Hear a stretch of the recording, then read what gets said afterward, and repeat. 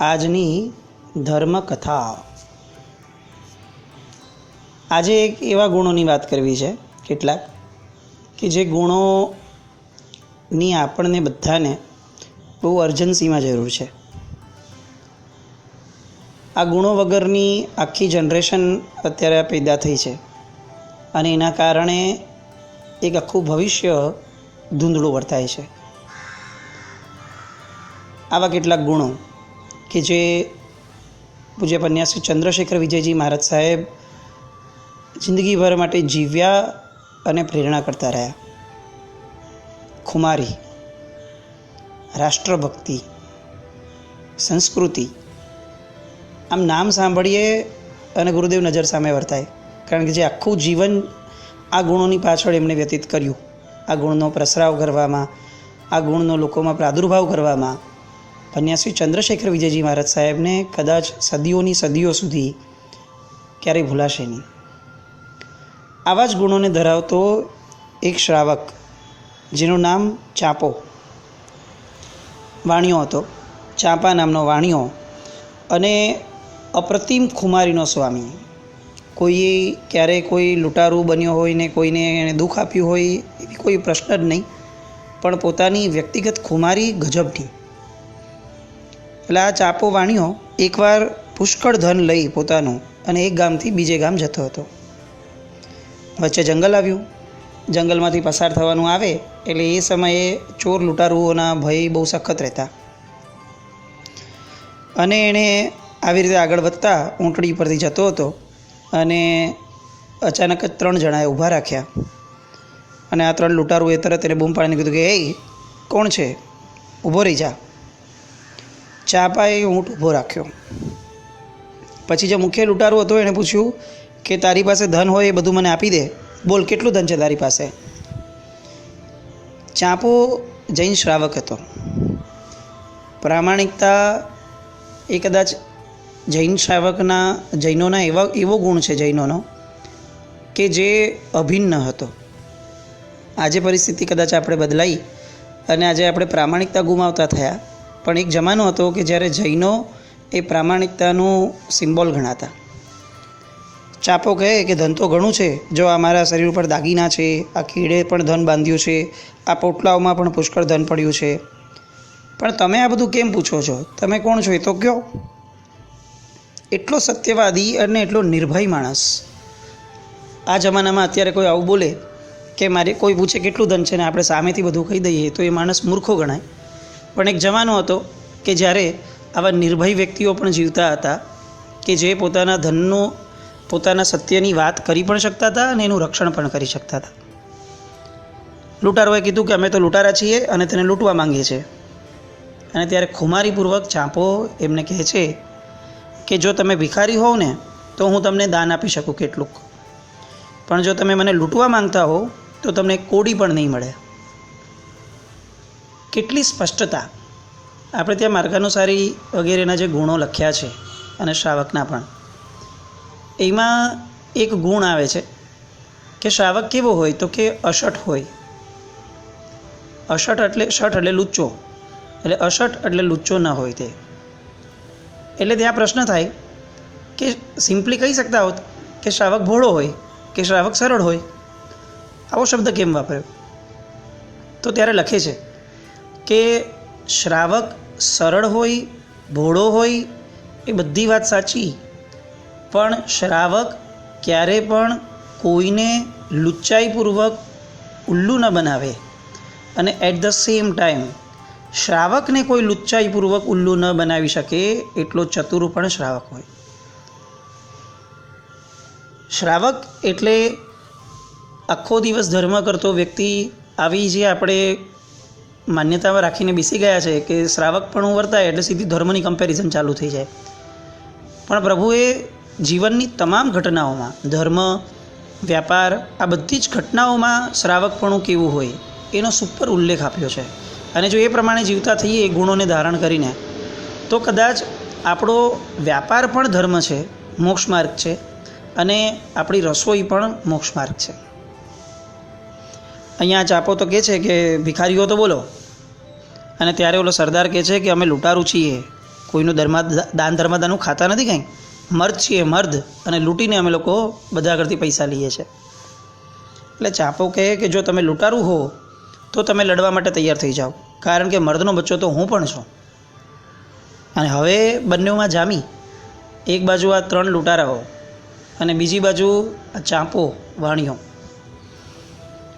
લૂંટારો અને ચાંપો બંને લડવા તૈયાર થઈ ગયા. એકબીજાને બંનેઓને આહ્વાન આપ્યું કે ચાલ તું તૈયાર થઈ જા. અને જેવું સરદારે આહ્વાન આપ્યું એવો તરત ચાંપો ઊંટ પરથી નીચે ઉતરી ગયો કૂદકો મારીને. એટલે ઓલો કે તને ઊંટ પરથી બાણ ચડાવતા નથી આવડતું, નીચે કેમ ઉતર્યો?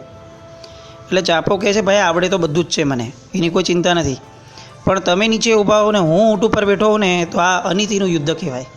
અને અમે જૈન શ્રાવકો છીએ, અમે અનીતિની એક પણ વસ્તુ ન કરીએ. તો યુદ્ધમાં પણ નીતિ એ અમારા લોકોનું, અમારા પરમાત્માએ આપેલી આજ્ઞા છે. તો હું ઊંચા સ્થાને હોઉં એ ન ચાલે, તમારા સેમ સ્થાને મારે રહેવું પડે. આ સરદાર બધી વાણિયાની વાતો સાંભળીને તો દંગ થઈ જતો હતો કે આ ગાંડો માણસ છે કે શું છે. એટલામાં એની પાસે 5 બાણ હતા ચાંપા પાસે. એમાંથી 2 બાણ ચાંપાએ દૂર ફેંકી દીધા. હવે આ જોઈને ફરીથી સરદારને આશ્ચર્ય થયું કે એટલે આ શું કરે છે, 2 બાણ કેમ ફેંકી દીધા? એટલે ચાંપાએ કીધું કે જુઓ તમે 3 જણા છો, મારી આગળ 5 બાણ હતા, પણ મારા 3 બાણ તમને ત્રણેયને પૂરા કરી નાખી એવી મને મારા પર ખાતરી છે. અને બીજું મને નિયમ છે કે અનિવાર્ય પ્રસંગ થાય તો જ લડવું, અને લડતી વખતે એક જણને એક જ તીર મારવું, બીજું બાણ લગાડવું પણ નહીં, આવો મારે નિયમ છે. અને જો કોઈ એક બાણથી વધારે ભૂલથી થઈ જાય, મારાથી વપરાઈ જાય તો મારા નિયમનો ભંગ થાય. એના કરતાં મારે આ બાણ રાખવા જ નથી. વાત પૂરી કરો, 3 જ જણ છો, હું 3નો પહોંચી વળીશ. એટલે સરદાર કહે તને તારા પર આટલું બધું ગર્વ કેમ છે? શું તો આવો તીરંદાજ છે કે તું એક બાણમાં અમને ખતમ કરી જ નાખીશ? બોલો કે ચોક્કસ. તો સરદાર કે એક કામ કર, ચાલ આ ઉપર ઉડતા પક્ષીને એકવાર મારી બતાવ. એટલે ચાંપો કહે કે ભાઈ હું જૈન શ્રાવક છું, નિરપરાધી એવા જીવનો વાળ પણ વાંકો ન થવા દો, દુભવવું પણ નહીં, મારવાનો તો પ્રશ્ન જ ક્યાં આવે છે? એટલે સરદાર કે એક બાજુ પંચેન્દ્રિય જીવ અમે લોકો, અમને મારવા બેઠો છે તું, અને બીજી બાજુ એક પક્ષીને મારવા તને કહું છું, અને પક્ષીને મારતા તું આટલો બધો અચકાય છે? અને ત્યારે વાણિયો કહે છે કે મારે નિરપરાધી જીવોને મારવાની બાધા છે. તમે અપરાધ કરી રહ્યા છો. નીતિશાસ્ત્ર એમ કહે છે કે અપરાધનો દંડ હોવો જોઈએ, અને એના કેટલાક રસ્તાઓ બતાવ્યા. એમાંનો પહેલો રસ્તો છે સમજણ. તો મેં એટલે જ તમને કીધું કે તમે માંગી લઈ લો તો હું તમને આપી દઉં, પણ તમે એ માનવા તૈયાર નથી થયા. તો હવે દંડ આપવાની વારી આવી. તો મારી પાસે હવે દંડ આપવા સિવાય રસ્તો બચ્યો નથી, એટલે તમારી હારે યુદ્ધ કરવું એ હવે મારો ધર્મ બન્યો. અને ધર્મ આચરવો એમાં શું તકલીફ હોય? એમાં હિંસા હોય? એટલે અમારે ત્યાં હિંસા એ હિંસા નથી, અહિંસા એ અહિંસા નથી. અમારે ત્યાં ધર્મ માટે અને ધર્મ તરીકે ભગવાને અમને જે કીધું છે એ અહિંસા, અને ધર્મથી વિપરીતનું જેટલું પણ કીધું એ બધી હિંસા. કમાલ થઈ ગઈ. સામો સરદાર તો એટલો બધો ઇમ્પ્રેસ થઈ ગયો કે આની સ્પષ્ટતાનો તો કોઈ પાર નથી. શું ગજબ આના જીવનની અંદર પ્રભુના એમના પોતાના ભગવાન પ્રત્યેની શ્રદ્ધા છે. એટલે ઓલો કહે છે કે ચાંપો કહે છે કે ચલો તો પણ તમે મારી તીરંદાજીનો તમારે નમૂનો જોવો છે? ચાલો હું તમને બતાવું. એક કામ કરો, હાલો મારા ગળામાં રત્નનો હાર છે. આ રત્નનો હાર તમે તમારા માથા ઉપર રાખી અને લાંબે ઊભા રહી જાઓ. મારું એક બાણ એ તમારા માથે રહેલા આ હારને ઉચકીને વયું જશે, પણ તમારો વાળ પણ અડશે નહીં. સરદાર વિચારે છે કે આ માણસ પાગલ છે, રત્નનો હાર મને આપે છે, હું તો ભાગી જાઉં. આટલી બધી શ્રદ્ધા છે એને સામા વ્યક્તિ ઉપર, અને છતાં પણ એને કહે છે કે ભાઈ તારું તીર આગળ પાછળ થયું તો ઓલો કે મને મારા ઉપર સંપૂર્ણ શ્રદ્ધા છે. અને બીજી વાત, મારી આગળ 3 જ બાણ છે, એમાંથી એક વેસ્ટ થઈ જશે હું માનું છું, પણ મારી પર મને એટલી પણ શ્રદ્ધા છે કે તો પણ હું તમને 3ને પહોંચી વળીશ. કોન્ફિડન્સ અને ઓવર કોન્ફિડન્સ બેની વચ્ચે બહુ પતલી ભેદરેખા હોય છે. પણ ઓવર કોન્ફિડન્સના ડરથી કોન્ફિડન્સ રાખવો છોડી દેવો એ કદાચ સૌથી મોટી મૂર્ખામી છે. ઇન્ફિરિયોરિટી કોમ્પ્લેક્સ અને સુપિરિયોરિટી કોમ્પ્લેક્સ, આ બે વચ્ચે પણ બહુ પાતળી ભેદરેખા છે. પણ સુપિરિયોરિટી કોમ્પ્લેક્સના ભયથી ઇન્ફિરિયોરિટી કોમ્પ્લેક્સમાં વયા જવું, આ પણ બુદ્ધિમત્તા તો નથી જ. પોતાના ગુણોનું ગૌરવ કરવું અને પોતાના ગુણોનો અહંકાર કરવો, આ બેઉની વચ્ચે પણ પાતળી ભેદરેખા છે. પણ મારા ગુણોનું હું જો વિચારણા ચાલુ કરીશ તો મને અહંકાર આવી જશે, આવા ભયથી પોતાનામાં પ્રગટેલા ગુણની અનુમોદના કરતાં પણ અટકી જવું, આ પણ બુદ્ધિમત્તા નથી.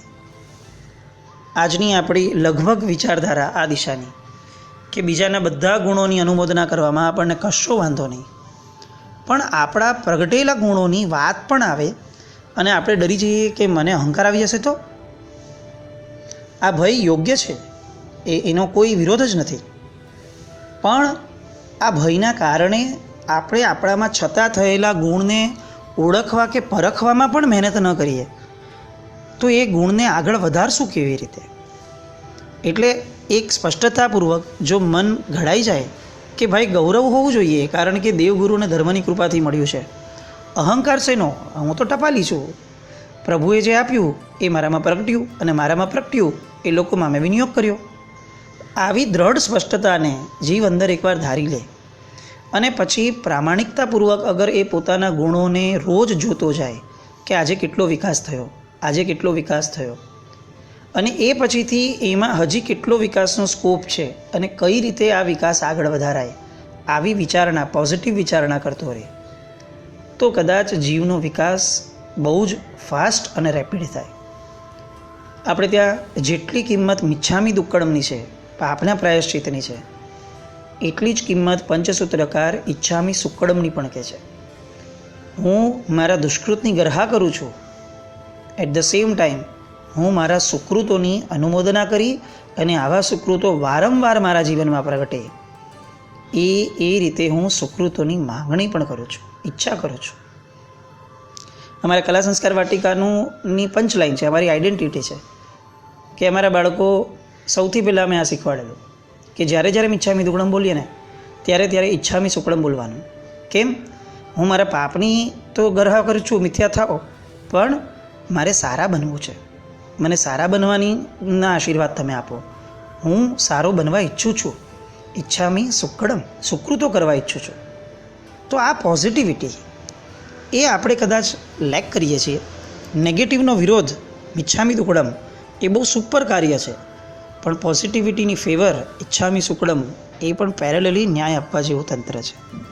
આ ચાપો એ પોઝિટિવિટીવાળો માણસ, અને અહીંયા હવે એમ કહે છે કે તમે જાઓ દૂર જઈને ઊભા રહ્યો, અને ઓલો સરદાર માણસને મોકલે છે લાંબે માથા ઉપર ફક્ત સામાન્યપણે એક માળા રાખી અને અહીંયાથી હવે ચાપો હાથ ફેલાવે છે, તીર છોડે છે અને એના તીરથી પેલી જે માળા છે એ માળા સીધી સડસડાટ લઈને તીર વયું ગયું, પણ ઓલા માણસના વાળને પણ અડ્યું નહીં.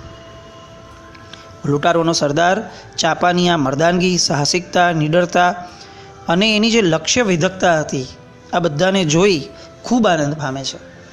ચાંપાની નીતિમત્તા, પ્રામાણિકતા એ એને એટલી બધી અપીલ કરી જાય છે કે ચાંપાને રીતસર પગે લાગે છે અને કે જે શેઠ તમારા જેવા નરવીરોની આ ધરતીને બહુ જરૂર છે, આવા મર્દોની અમને પણ બહુ જરૂર છે અને તમે ઘણું જીવો એમ કહી અને એને અભય વચન આપે છે કે જાઓ, હવે તમને કાંઈ વાંધો નહીં આવે, જોઈએ તો અમે તમારું રક્ષણ કરવા આવે.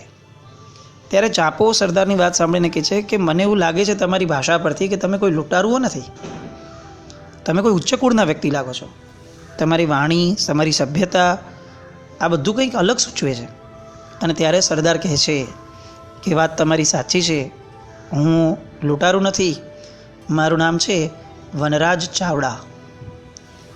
રાષ્ટ્રની રક્ષા કાજે અમે લોકો લૂંટ ચલાવી અને ધન ભેગું કરીએ છીએ, કારણ કે બીજો કોઈ ઉપાય છે નહીં, અમને કોઈ ધન આપવા તૈયાર છે નહીં.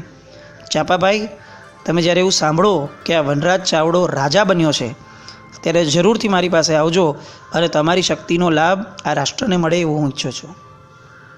વનરાજ ચાવડા એ આ ગુજરાતની ભૂમિના એવા સપૂત હતા જેની યશોગાથા, જેની કીર્તિઓ ગુજરાતનો નાથ ઝવેરચંદ મેઘાણીનું પુસ્તક છે એમાં ઘણી બધી જે વાતો, એમાંથી એક આ વનરાજ ચાવડાની વાત. ગજબની એમની ખુમારી, ગજબની એમનો રાષ્ટ્રપ્રેમ, ગજબનો, અને રાષ્ટ્ર માટે કંઈ પણ છોડી દેવાની તત્પરતા અને રાષ્ટ્ર નિર્માણ એવું સપનું લઈને ઝઝૂમતો આ માણસ. ચાંપો કહે છે, શું તમે પોતે જ વનરાજ છો? અને એકદમ જઈ અને એને નમસ્કાર કરે છે અને કહે છે, આ મારું સર્વસ્વ તમારું, બધું જ ધન લઈ લો, અને એના ઉપરાંત હજી તમને ધન જોઈતું હોય તો પધારો મારા ઘરે. હજી મારા ઘરે ઘણું બધું ધન પડ્યું છે, આ બધું તમને સોંપવાની મારી ઈચ્છા છે, મારી તમને નમ્ર વિનંતી છે. કારણ કે રાષ્ટ્ર માટે અમે વાણિયાઓ બીજું શું કરશું, પણ તમારી જેવા શૂરવીરોને, રાષ્ટ્રભક્તોને પીઠબળ આપવું એ અમારું ચોક્કસપણે અમારું કર્તવ્ય બને છે. અને ચાંપો વનરાજને ઘણું બધું ધન આપે છે, જે એને ઉપયોગી બને છે. બહુ જ ટૂંકા સમયમાં આ વનરાજ પોતાનું રાજ્ય પાછું મેળવે છે અને પાટણ નામની નગરી વસાવે છે.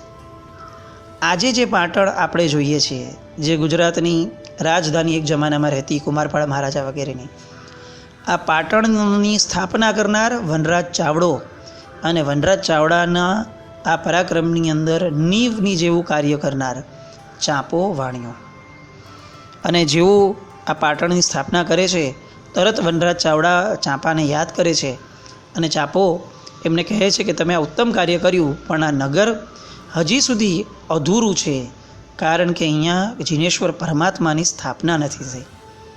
અને એટલે આ વનરાજ ચાવડો અને આ ચાંપો વાણિયો બંને ભેગા થઈ અને પાટણની અંદર એક જિનાલય બનાવે છે, જેની યશોગાથા આજે પણ એટલી જ દેદીપ્યમાન છે. પંચાસરા પાર્શ્વનાથ ભગવાન. આ પંચાસરા પાર્શ્વનાથ ભગવાનનો ઇતિહાસ અને આ પંચાસરા પાર્શ્વનાથ ભગવાનની પૂર્વ ભૂમિકા, પાર્શ્વભૂમિ એ આ વનરાજ ચાવડા અને ચાંપા વાણિયાના પરાક્રમ, સાહસ, નીડરતા અને ખુમારીથી ભરેલી છે. આપણા બાળકોમાં આવો રાષ્ટ્રપ્રેમ પ્રગટે, આપણા બાળકોમાં રાષ્ટ્ર માટે કંઈક કરી છૂટવાની તમન્ના પ્રગટે, અને પોતાનું મળેલું ધન એ વેસ્ટ કરવા કરતાં આવા રાષ્ટ્ર નિર્માણના કાર્યમાં આપવું જોઈએ. આવો ભાવ જો અત્યારથી શીખવાડાશે તો જ હું માનું છું કે આ રાષ્ટ્ર ભવિષ્યમાં એક ઉજ્જવળ ભવિષ્ય જોશે. આવા વનરાજ ચાવડાઓ, આવા ચાંપા વાણિયાઓ આપણામાં પ્રગટે, અને આપણે બધા ભેગા મળી, મહાજન ભેગું મળી અને એક સુંદર મજાના રાષ્ટ્રનું નિર્માણ કરીએ, એવી શુભ ભાવના, એવી પરમાત્માને પ્રાર્થના.